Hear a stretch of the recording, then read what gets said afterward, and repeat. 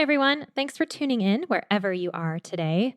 What you just heard was a real clip from my favorite go-to camp spot in the desert in Arizona from when I was living out of my truck camper earlier this year. Oh my goodness, the birds there were the best to wake up to in the morning. Just so many songbirds. I would make my coffee and sit outside my camper and write in my journal and just listen to the birds in the sunshine. It was one of the absolute best things about living in my truck camper. And I chose that clip for you today because right there in my camper in the Arizona desert was exactly where I was during the conversation you're about to hear, which differs a little bit from our normal structure.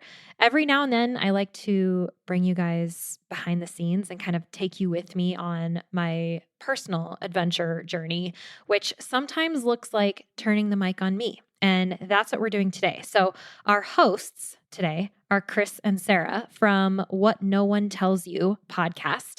And this conversation can also be found in episode 39 of their show. I definitely encourage you guys to go check them out and especially follow them on Instagram at @ChrisandSara_. I did get to meet them in person when they came through Phoenix not long after we recorded this conversation, actually. And they are so much fun. Just such cool, adventurous, down-to-earth people who are currently living on and off in their own truck camper and traveling down the Pan American Highway. Yeah, so we will get their story on here at some point too. But for today, we're going behind the scenes with yours truly for a conversation that, in Chris and Sara's words, is a story of empowerment, adventure, and the endless quest for balance between the solitude of solo travel and the shared excitement of group journeys. And I'm very grateful to Chris and Sara for making this happen and giving me permission to share it with you here today. So this episode is going to serve as sort of a part 1 of 2 because there is a topic that we tease here today that I want to dive into a little deeper. So I'll share more about what that will be at the end of the episode. So for now, I'm going to let Chris and Sara take it away. We're so grateful to Osprey Packs for partnering with us and supporting the podcast, so please stay tuned for more about them later on. I have an opportunity for you to join me in real life for some real travel. Here's the latest Jump Adventures update. We are going to Greece for a bike and boat island hopping adventure this May 9th to 16th, 2025, and we still have space left. Check out jumpadventures.com to learn more and book now. We're going to have a yacht all to ourselves with ensuite cabins on board, so you get to sleep in the same bed every night as we start in Athens and make our way west toward the island of Corfu. You'll have your own bike for the week, e-bike if you want one, for cycling the islands as we go, in between meals crafted by our private chef on board, and all the relaxing you want to do on the top deck under the Mediterranean sun. These bike and boat adventures are our most carefree and relaxed trips. All you have to do is say yes and show up, and there's still space. Head over to jumpadventures.com to grab your spot now, and we'll see you there. Yeah. Jackie, thanks for being here. Like, you're in a truck right now in Arizona, and we're in our home in Tennessee, and this is just going to be a fun conversation. Yeah. Yes. No, thank you guys for having me. I know we've all been looking forward to this for a while, so it's nice to finally connect with you. Yeah. First of all, for people who can't see where you're at, you are in a truck camper. So do you want to tell people who you are and then where you're at right now, what that lifestyle looks like for you? Oh my gosh. Easy questions to start, right? Yeah, right. Yeah, so my name's Jackie Nurse, and I've been known for a while as Traveling Jackie on the interwebs. But I've been traveling for like 21 years. Like, I started when I was really young. I was 18 when I first moved abroad, and it's just kind of snowballed into, there were like 4 different study abroads that I did. All of that turned into blog, podcasts, eventually group trips. And that's kind of what has landed me in this travel industry that I'm in, is just the decades of decades. I can say that. It's really weird when you can start measuring your life in decades, but I can do that now. Yeah. I know, right? But yeah, that's sort of what has landed me in this place. And then last June, since you're talking about the truck camper, I went full-time in, so I've owned a Toyota Tacoma for the last 4 years. It's a short bed. So there's 5 feet of space underneath me. And it is incredible what they can do with such a small amount of space, because I've got my whole little like studio apartment in a tiny little living space here. But I'm sitting in a dispersed campsite outside of Phoenix, Arizona. So I'm like up against the mountains, and I can literally see a saguaro cactus right outside my window. They're all over the place, and there's not a cloud in the sky today. It's sunshine, and it's February right now, so I'm not sad about that. No. Yeah. Being from Montana, like I'm from Montana the rest of the year, and it's not like this there right now. And I'm very happy to be in the sunshine, soaking up the warmth. So Yeah. Montana. I love Montana. What part? Bozeman, Southwest. Oh, In the love it. golly. Oh Yeah. man. Love it. One All of right. our favorite small towns. We have a lot of questions and a lot of things to talk about. Yeah. Oh. So first off, I don't even know where to start with this because I want to ask you so many things about like the truck camper, like how you're liking it and life on the road. What led you to the truck camper? How did you end up there after 20 years of traveling? How did you decide one day I'm going to go on the road? Well, it's been a plethora of things, one of those sort of series of events that led up to this, but it's always been on my mind, and I've been nomadic before. The last time I went nomadic was with a backpack, and I was just sort of, I've done it so many times, honestly, like over the last 20 years, like, yeah, I've lived abroad. I've backpacked for like up to a year at a time. Like, of course, there's that sort of nomadism.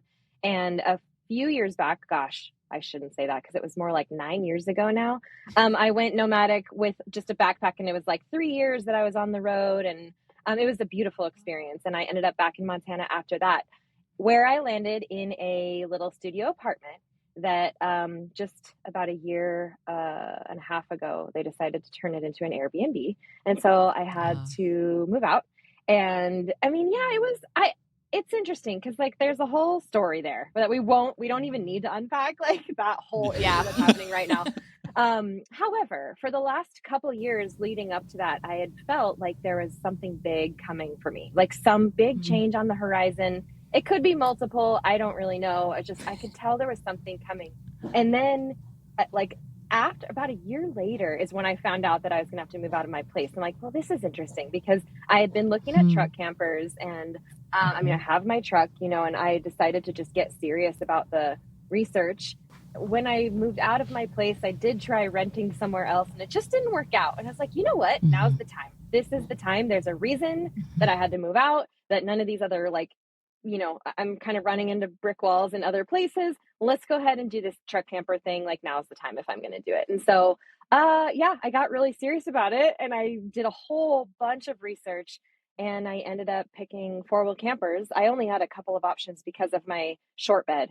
There's really only like literally 3 on the market that would fit appropriately in the back of this truck.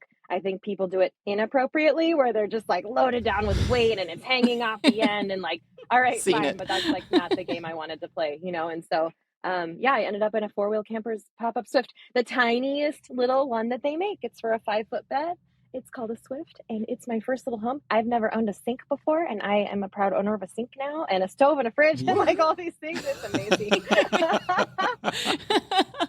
Do you absolutely love life on the road? Because I know to people who may not have ever traveled nomadically before, 5 feet of living area might seem small, but what are your thoughts on that? Do you just absolutely love having everything with you, or do you get claustrophobic, or what is that like?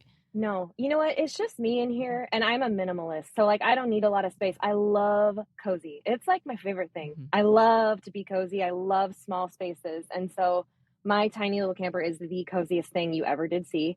It's very fitting for me. And so instead of basically putting on a backpack and traveling the world, I gave my truck a backpack, and now I get to live in it, which is like a whole different scenario. Like, I have absolutely everything I need with me in this vehicle. I can do any activity. Like, I have a bunch of gear with me.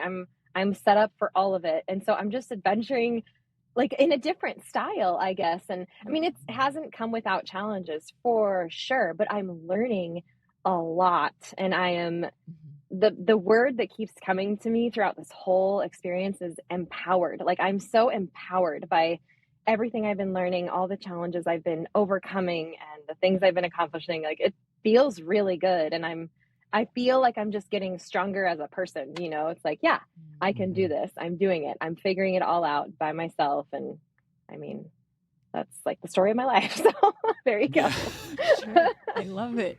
I love that word empower though, because I feel like that's how we feel too. We entered the whole van life bubble and now truck camper world.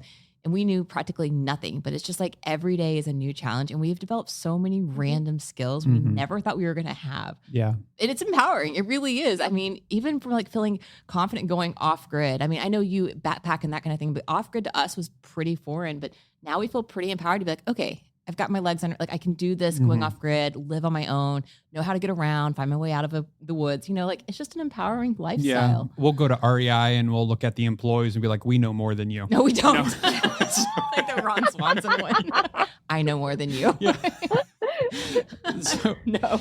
so when you so you transitioned to this truck camper and you have been traveling before that, you know, you've been in the travel niche for a while. You were early in the travel social media niche. Did you find that you like discovered a new niche? Like, because like traveling by truck is an entirely different, like almost niche than by like traveling by backpacking, you know? And so did you find that the communities overlapped or that you were, you know, in this whole different world that you weren't, you know, prepared for?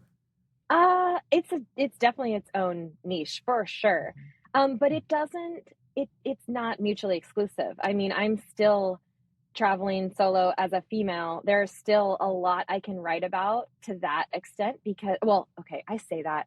I love to write. I don't actually blog all that much, but it's my favorite thing. Like I know that I have a podcast, which I do sometimes, and like I lead trips and stuff, but really like me traveling, Jackie, like I'm a traveler and I adventure and I explore and I'm often alone when I do it. And if I'm going to create content, it defaults to, well, look, there she is on her own again, like doing something. So that's why I say like the whole solo female travel thing. It's just kind of where I live.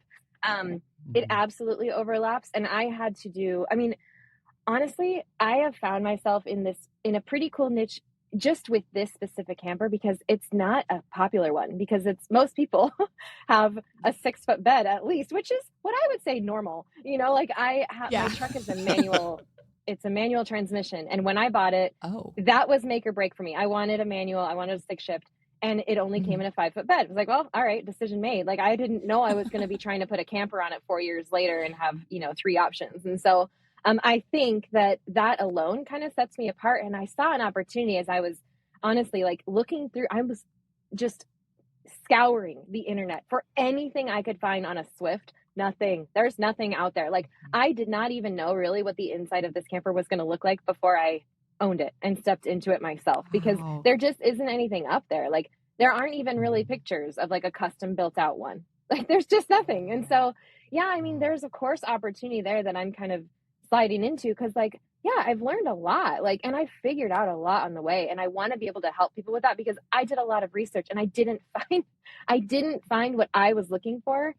I did not find anybody with this setup, with the bike rack solution that I have, with the exact like Starlink setup solution that I have. You know, it's like, okay, this needs to be out there. And so that's essentially where we find our niches is like, because we're out doing things. And well, at least for me, I'm writing and podcasting about the things that I'm not hearing about, or I'm not being able to find information about, you know? And so, sure, it's a new niche, but it's also still me, you know, it's like, it's just what I'm doing now. And it's organic. It fits well.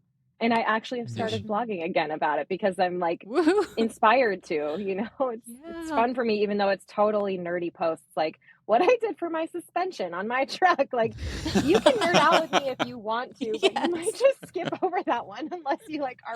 We will. Yeah. We're like deep in that truck world now too. Like we could talk about everything, like wheels, tires, you name it. So could I. Yeah. Isn't it weird how life takes that weird turn? Never saw myself being a mechanic, and here we are. And like I'm not a car guy by habit, and we'll stop in a parking lot and we'll have a guy come over and he's like, "Well, Knott's tires, what are those?" And I always have to look at Sarah. I'm like, "Sarah, what are these tires? Like I don't know what this is." You know? Yeah. That's funny because I've always loved tires, so that's one thing. Even before, like I finally got I have a pair of BFGs KO2s, like all terrain. Like I love them, and I've had my sights set on them for a while, and finally I was like, dude, I'm doing it, you know, like my truck looks so good now.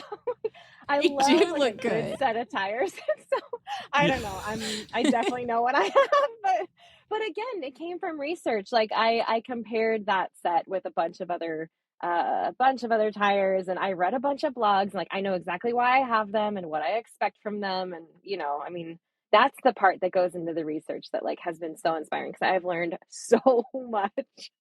I speak languages I didn't speak before about suspension and like, I mean, compressors and all these things, battery, like amp hours, you got it.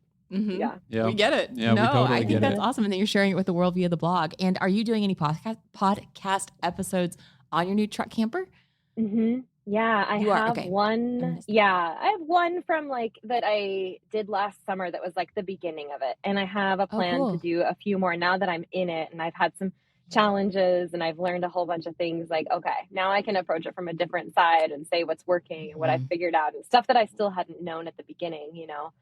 So, Yeah. but yeah, I'm definitely going to be sharing more about it. So That'd be interesting to hear, like the early on days and the 9 months in kind of thing. Yeah. So do you travel around, or do you mostly stick in one area in the truck camper? Do you have groups of friends that you kind of travel with? Because I know you said you're solo, but I feel like for us, the world of overlanding and van life, like there's just this natural community that comes with it. Do you ever travel with others or cross paths with others on the road? Or, I mean, we really love having community when we travel. So how do you go about having that community, socializing when you are by yourself?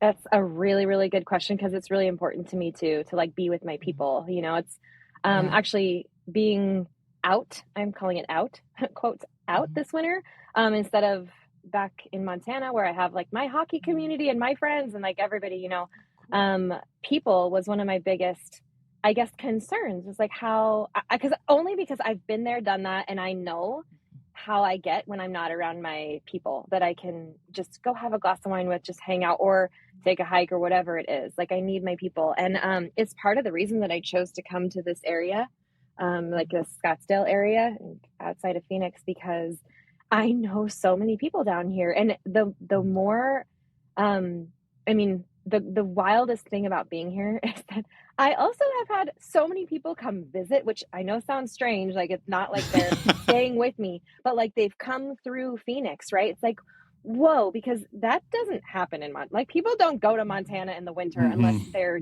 diehard set on skiing or something. It just doesn't happen. And so I've actually gotten to see so many more good friends in the first month of being here than I would in an entire 9-month winter in Montana. And so it's really cool. I know, right?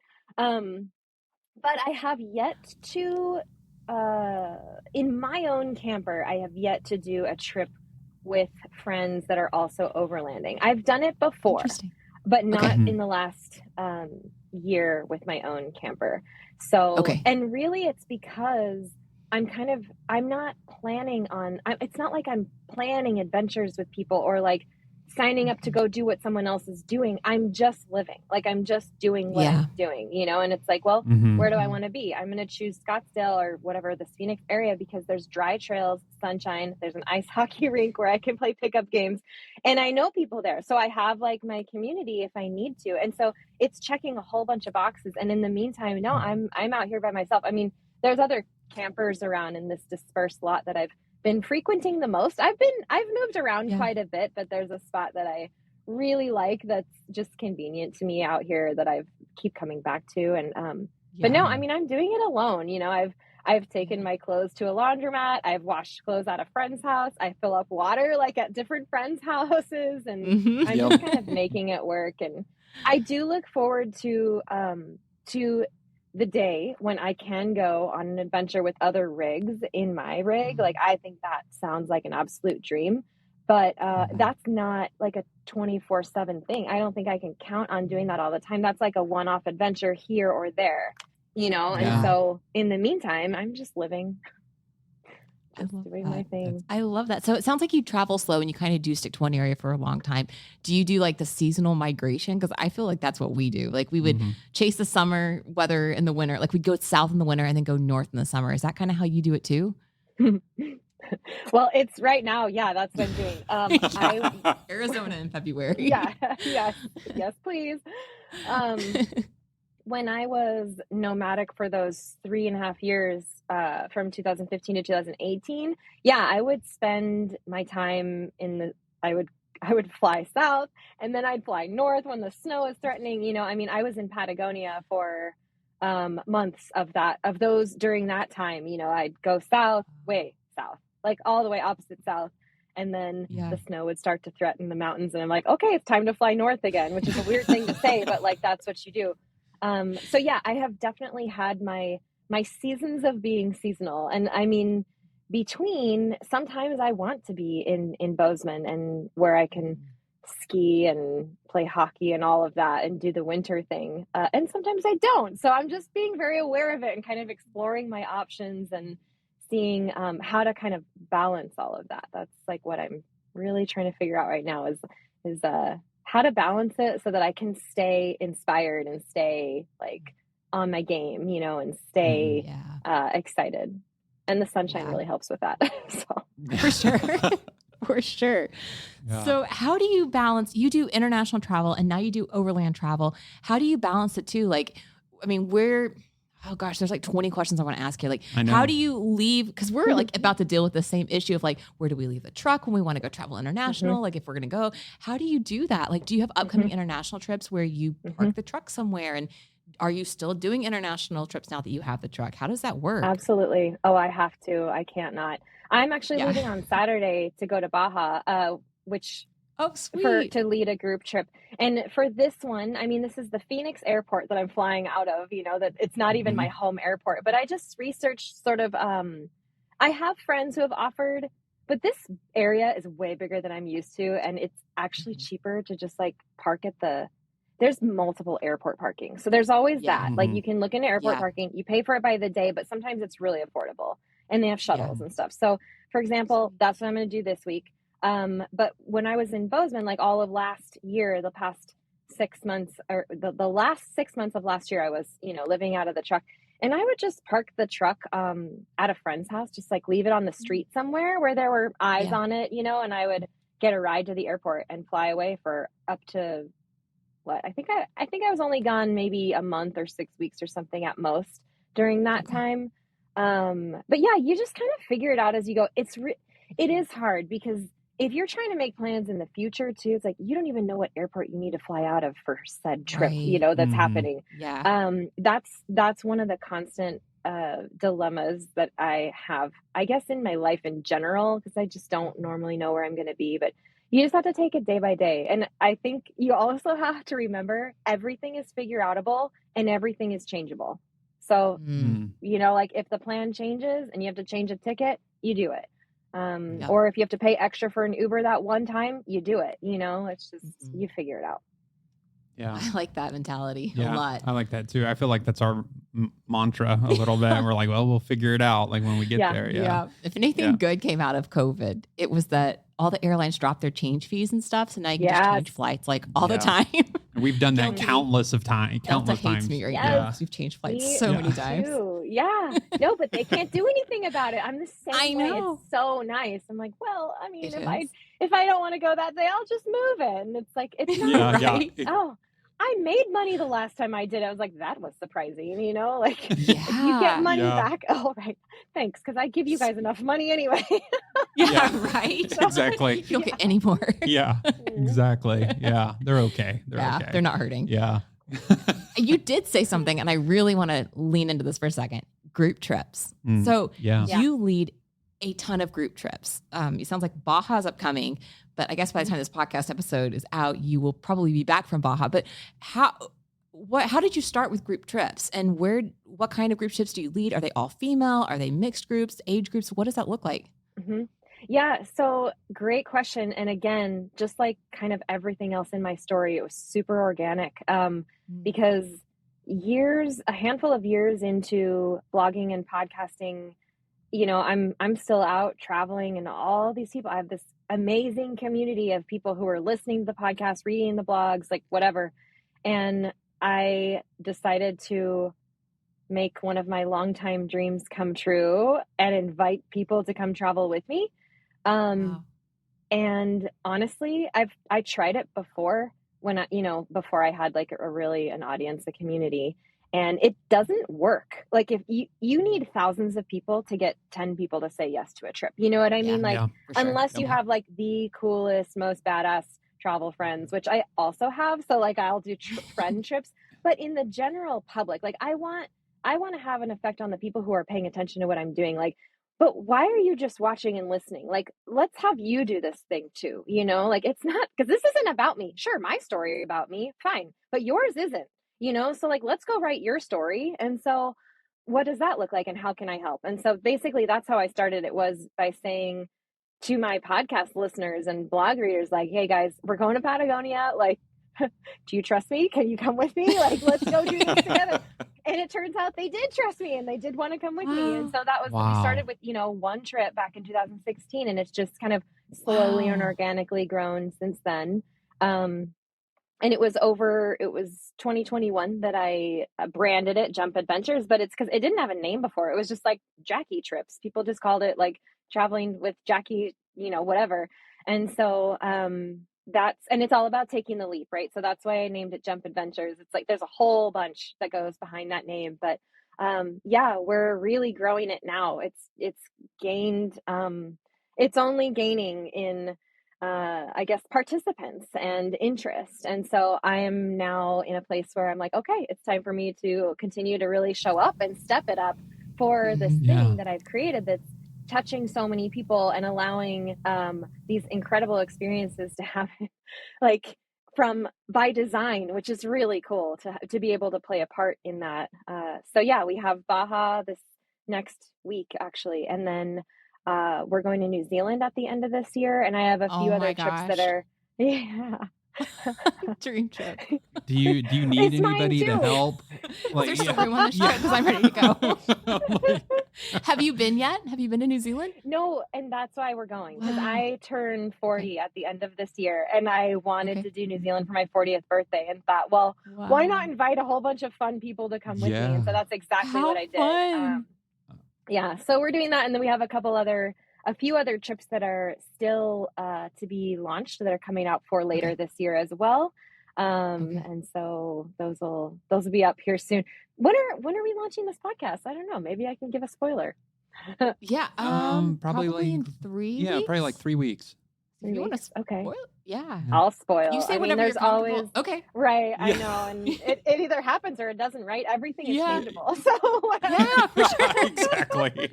So, we need to put a tagline on everything we do. Yeah, I love that. Everything is asterisk. Everything is changeable. Right? Because we're people, and no. We'll come right back to that. Let's take a moment now to thank our wonderful show sponsors. Osprey is the market leader in technical outdoor, travel, and everyday packs. And I've personally used Osprey packs since 2015. My favorites are the Fairview Trek 50 for multi-day hikes, the Cirrus 24 for day hikes, the Transporter Rolling Duffel 60, which is my trusty check luggage for faraway adventures, and of course, the countless packing cubes I use to organize everything that goes in them. We are proud to support each other on the podcast and beyond. We love getting outside, and we want to see more people outdoors. So find out more and join us at osprey.com. No, we're going to go back to Patagonia at the end of this year as well. Patagonia is like amazing. my flagship. And so we're doing one of those, and I'm setting up a bike trip in Switzerland in the Swiss Alps, which is, it's one that I actually did back in 2018. And I kind of tweaked it and spiced it up a little bit, and I'm gonna be launching that one here soon. So, and maybe another one or two, but we'll see. So that's amazing. Yeah, I want to do both of those so badly. I got a question about the Switzerland one. Right. Okay, is it road biking, mountain biking? What is that? I'm so excited about that one. It's going to be on roads mostly. I mean, it's not mountain biking. So they're like hybrid touring bikes is what you get with a pannier on the back, and it's luggage supported. So basically you get to show up and rent a bike, so you don't have to bring really anything with you. And your luggage just disappears from one hotel and magically shows up at the next one, and you just get to ride your bike all day to the next. Sara's pulling out her credit card information right now. That sounds so fun. In Switzerland of all places. That sounds a lot of fun. Oh my gosh, you have no idea how tempted I am to join that trip once it launches. That's actually really tempting. And I feel like Jackie, this is the first time we've ever talked to you like in person, but I feel like you're that type of person, like you don't even mean to, but you slip up and you say things. And I'm like, oh, this woman is probably one of the most interesting women I'll ever meet in my life. Like, it's just like you do all these different things. And it's really, really Inspiring. Yeah, it's inspiring and Wow. interesting. And are you solely like planning these trips by yourself, or do you have a team, or do you work with a company that Yeah. puts everything together? Mhm. How does this work? You know what? It takes a village. So, and it Yeah. always has. Everything does, right? So yeah, I Mhm. would say I am the designer. I design the trips, but I always work with partners on the ground, local people. I really believe in that. And so we use local guides, we use local companies, and I connect with all of these people by going to industry conferences for adventure travel all over the world. And so I've been doing that for 9 years. And so and every year I meet more and more people. And so I have a really, really, really big, incredible, vetted network of operators all over the world. And they've become my friends. And I mean, these are the people that I get to design these amazing trips with. And yeah, I've been working on the team aspect because it's been me for a long, long time. But like I just mentioned to you a couple minutes ago, this thing that I've created is something that now I have a responsibility to show up for, and it's a really cool thing. And I know that that means asking for a lot of help. And so I'm working on building the team right now so that we can continue to offer incredible experiences and make them even better, because more brains are better than just one. Like I'm gonna have Yeah. it's gonna Sure. be amazing. I have a lot of really big ideas, and we're gonna be implementing those very soon here. So. Congratulations. That's Yeah. huge. Thank No, you. that's amazing that it's becoming this. I'm guessing a sustainable part of your income and your platform and like who you are as a creator. And like I know that you have these different arms of your platform, like whether it's blogging or the podcast or like social and then all these travel, all these trips. But like why like what was it about the trips that you why is this integral to like who you are? Like why do trips matter to you? I think because um, for a long time, I have known about myself that I think that my purpose here is to be a connector. Like I'm a connector Mhm. of people, of people to places, of people to themselves. It's like I'm just a facilitator of like I set the stage, but I know that I'm not the person to be on the stage. Like that's you. And so I know what my role is. Like to me, it's very, very clear what my role is. Like I am an expert at setting up that stage. It's my responsibility to set the right one and invite the right people. But the response to the invitation is up to you. So when I say, here's this thing that I've created, do you trust me? Like wherever you are, like if this speaks to you, you should be the one to show up, but it's up to you. It's up to you to do that. Like I've played my part as far as I can, and the rest is up to you. And like, I know that that's my purpose. And so that's where the group trips thing where it really became a thing to me. I think I've known for a really long time that I wanted to take people on trips, but more recently, I've understood what the purpose is. It's because I have experienced such profound, I mean, my adult life has existed internationally since I was 18. And so I have experienced more than the average person of what it feels like to live and grow and be challenged and accomplish things on the road, because that's where I've lived for the past 20 years, and so Yeah. but I know that like that's a thing that I have earned the right to know, and I want to show you what it feels like to know that, and so that's why I'm constantly inviting people to X, fill in the blank, whatever it is, even if it's just picking up your earbuds and starting to listen to a podcast. Like everything starts with just an invitation, and that's my role. Like that's what I can do. I can put my expertise forward and then see how the people who listen and who are following and who are paying attention can show up for themselves to then write the story that should be about them, right? I absolutely love how you said that. That invitation, I'm like, I'm ready to go with you. I'm like, let's go. Like I feel empowered. And I understand I understand why this side of your business is just thriving. Cause I mean, I do feel welcome and a part of like, yeah, Jackie's one of my friends now. Like I'm ready to go to Baja or New Zealand with her. So yeah, we need to you're get off this call immediately. So thanks for being here. Like we'll just like you can have all my money. Just take it. Are you an introvert or an extrovert? Oh my gosh, that's such a good question. I was curious about that because you spend a lot of time Yeah. alone, but also with people. Yeah. Interesting.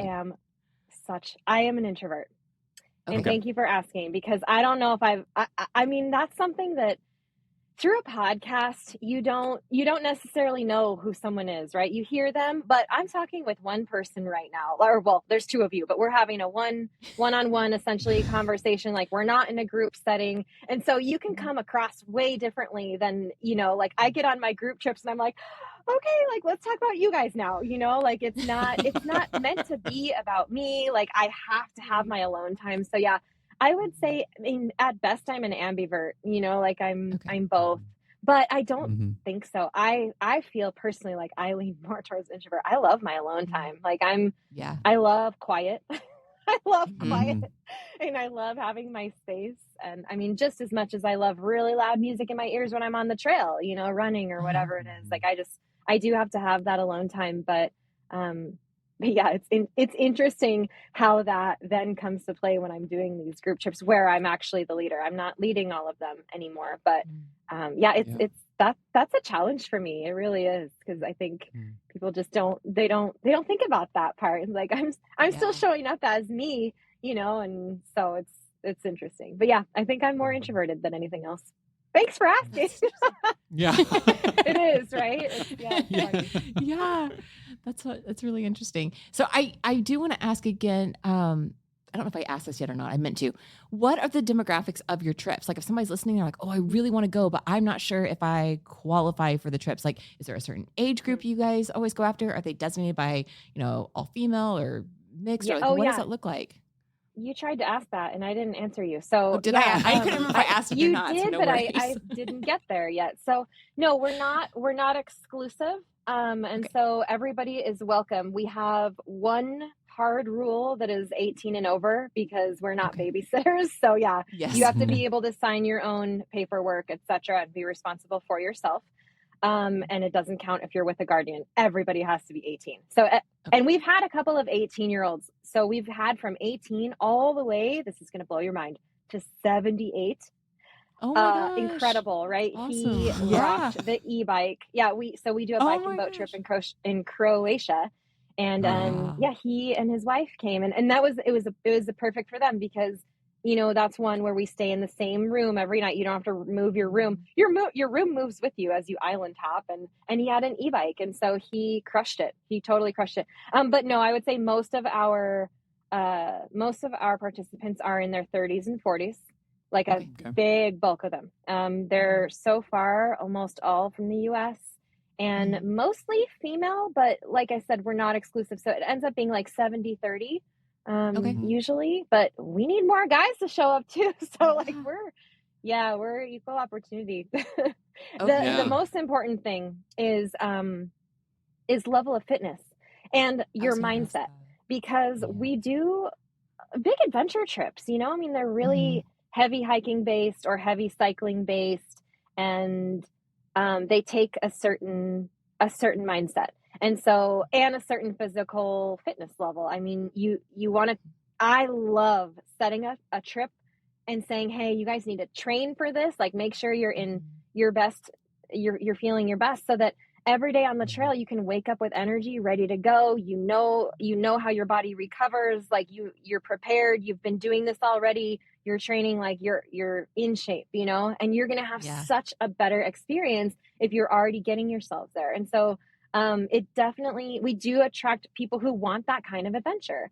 And then the really cool thing about that is when everybody shows up, they are ready for adventure. So back to our everything is changeable thing. If the weather is bad and we have to move a route or do something or delay or whatever, everyone's like, hey, it's just part of the adventure, So it's pretty cool, the people who show up and the mindsets that they have and the way that they're ready to just tackle whatever it is that comes across their trail. It's really amazing. So what would you say to somebody if they're pretty physically fit, but they're still nervous? They're kind of nervous to take that jump. Maybe they're just shy, or they're kind of nervous about their physical abilities. They've been training, but they just don't feel quite confident. Do you have any words of like affirmation for these people, like just do it kind of idea? I can say all of that, but what I really know is that you're the only person holding you back from what's on the other side of that fear. And what is on the other side of that fear is reward. And I know that from experience. I've done it bajillions of times in my life. Like, I know how it feels to be scared to do something, to show up anyway, and to feel the rewards. And you know what happens is your courage muscles grow, and next time it gets easier, and like, that is the way to live life, people. So I would say, there's nothing I can say. This is totally up to you. Whether you're going to be too scared to go or finally face that fear and say, you know what, I'm scared and I'm doing it anyway. Like, just come anyway. Like, there's so many people out there who are just like you, who are showing up anyway. And guess what? They're still going. Like, they're coming back for more. Like, it's incredible. You just have to get on board. You just have to take that leap. I love that. So I'm like, yes, let's go. Yeah. I'm feeling so like, Please, Jackie, please, for the love of all. I get you. This sounds, Yeah. this is really cool. So how long did it take you to find that audience, to grow that audience, to find these people that would go on trips with you? How long did that take? Because obviously, like, you start a podcast or a blog, and then maybe your mom reads it, or, a good friend, and that's about it, and then eventually it starts growing. So was it kind of an overnight success, or did it take years to, totally overnight. Yeah. No. I don't think that's real. I don't think it is either. So you have to remember, in 2003, when I started traveling, there was no Wi-Fi. We didn't have Wi-Fi. We didn't have cell phones. Yeah. Like, we didn't have anything. And so in 2008, I actually started my first blog that was on Blogspot, like, Yes. one of those I blogs remember that's really Blogspot. it's for my mom and my friends and like the 6 people who are paying attention, right? And I started there until I learned that actual blogging was a thing, and that was like literally 10 years in. And so I took the actual blogging as a thing and hit the ground running with it, and that was in 2013. And in 2014, I started the podcast. And in 2015 is when I started the Traveling Jackie blog. And then in 16 is when I first invited people to travel with me. And 6 people showed up for that first trip, which I was stoked about. Like, I didn't know That's this at amazing. all. Like, it was a really scary thing for me to take that leap and say, hey, I'm going to try this thing. Does anybody really, is anybody out there who wants to say yes to this? And 6 people on the first one. So, Wow. and now that same trip to Patagonia, we sell out every time, with 12 or 14, 15 people every time. And so it's just a matter of, I think, sticking with it. But no, there was absolutely nothing overnight about it. And that's why I say I don't say it lightly, that if you want to start something, like, you got to be dedicated, and it takes absolutely everything you have if you're serious about it. But I'm still here. I'm still doing it. So yeah, it's taken a long time. And there are still trips that we don't sell out, and it's not, that's hard to tell too. It's like, what's going to work, what's not. Everything is figure outable, but you have to try it, so. Good advice here. Where do you want to go? Anything else you want to ask? Or? I feel like you're totally invested into her story, who she is I as a am. person. I Yeah, am. I'm yeah. like, can we just please hang out in person? Like, sounds so fun. Yes. I guess I would love to ask, like, we've had other people on to talk about, becoming content creators, or, especially in like the travel niche, that kind of thing. But I feel like you have been in it for so long. You were definitely one of the earliest people, especially at like podcasting and blogging. So what is some advice you have for somebody who wants to get started in this? But I feel like in this day and age, we all want like instant results. Like, that's that instant gratification. Yeah. Is it too late for somebody to start, do you think? Or, be like, you have a leg up, like you started like in the early years of the internet, or, or whatever. Like, but yeah, like, what would you say to somebody who's trying to start? First of all, I really, really believe it's not too late to start anything. Like, if you have a dream, who is going to tell you not to do that except for yourself, right? Please don't live your life that way. Like, again, it's the fear and reward thing. Like, if you need to try something, do it. But just know that if you want to start a podcast, it's really hard and it's really scary. You're putting yourself out there all the time, and people will say whatever they want about you, and you I'm sure you guys have experienced that to some extent. Like, it's Yeah. scary when you make art and put it out in the world. You are opening yourself up for judgment. Like, there's a lot of the scary side that I don't think people think about when they think of, ooh, I could get advertisers and I could make money and I could do this thing and I could sell this course or whatever it is. Like, sure, there are case studies of people who have done that. I think there are probably a lot more case studies of people, if you were to look at them, who start something and end up not following through because it's too much. I cannot believe I'm still podcasting after this is my 10th year, which is just insane. Wow. I mean, like I said, congratulations. oh gosh, well, thanks. I almost, it's weird because I never like wanted to be a podcaster. It was just a really, really good piece of advice that I got early on and that I followed. And when I say I'm going to do something, usually I stick with it, you know? And so, but what happened with mine was that I understood early on that was the thing that was setting me apart because I was the only solo female, like independent travel podcaster out there at all. And so I think there was a need. Apparently there was a need for that. And so that's why it set me apart. And that's why I'm still doing it. And I understand that I, you know, maybe came across that piece of advice right at the right time. And I said yes to it. But that was my story. You know, I mean, again, like that's my story. And I'm doing with my story what I feel like I need to be doing with my story. But this is your story. Like, you're the one who writes it. You know, what are you going to say yes and no to yourself about? Because really it's not about what anybody else thinks. Like, you need to do what you need to do with your life. Jackie, this has been such a good conversation and so inspirational. And I know we could talk forever, but I guess we should, I don't know. How should we end this? Well, Jackie, all right. I still have questions. Like all right, let's go with two last questions for you. One, like, we know you're going to Baja, but is there any other trips on the horizon that you're excited about for this year, or maybe next year? I mean, New Zealand, I guess, but is there anything else that that you're excited about going to? Yeah, definitely. I'm going to Europe for at least a month, 6 weeks, maybe 2 months, coming up here next month. And I'm going to do some cycling and hanging out with my friends. And like, I still travel for me on the side, which is really amazing because that is amazing. That's important to me. You know, it's like, that's part of that balance that I'm really looking for is yes, you know, when they say don't mix your passions with your work because it'll become work for you. I mean, I don't necessarily believe that because I love what I do. However, there's just like an addendum to that should be that you need to remember what it is that you love about that and continue to seek those things out so that it's not all work, you know? And so that's the balance that I'm also constantly trying to find. And yeah, so I'm going to go to Europe without a group trip for a couple of months and just kind of go. And I mean, there will be some scouting involved and there's going to be some birthday celebrating with friends and other things, you know, visiting some people that I know in Europe. Like, it's just, I need to do that for me, you know, so I'll go do that for a couple of months and it's going to be great. And there's conferences I'll be attending and in different countries and other things going on throughout the year that of course I'm looking forward to because this stuff still lights me up, you know, and then at the same time being able to, kind of take breaks from being truck camper living,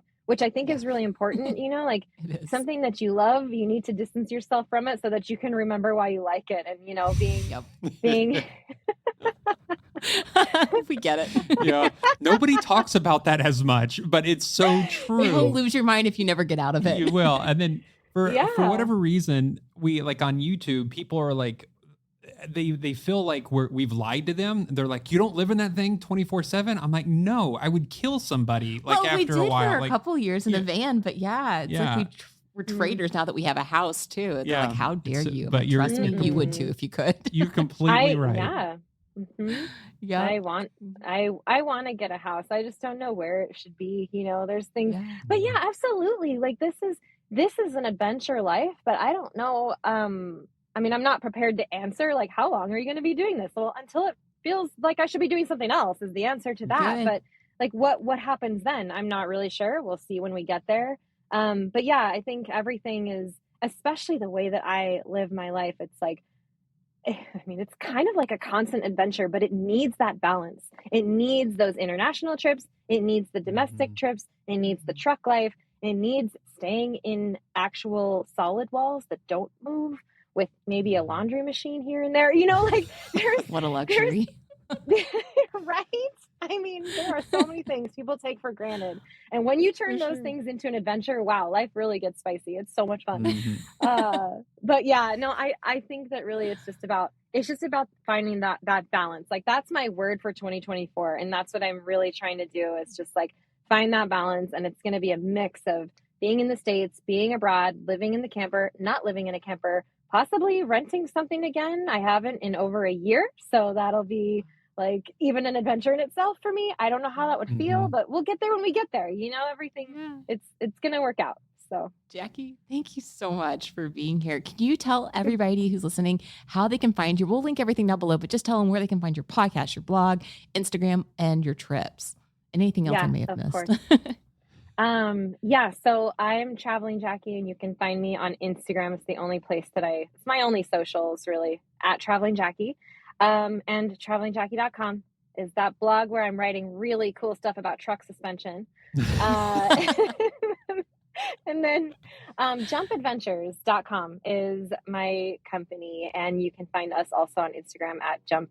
It's actually jump.adventures right now on Instagram. But yeah, you can find everything through Traveling Jackie, whichever way you look for it. And the podcast is called Jump with Traveling Jackie. So it's all connected. And when you find one, you find all of it. Good. Love it. Easy. Yeah. Thank Hey, thank you you. so much for Thank being you. here. No, thank you guys. This has been really fun.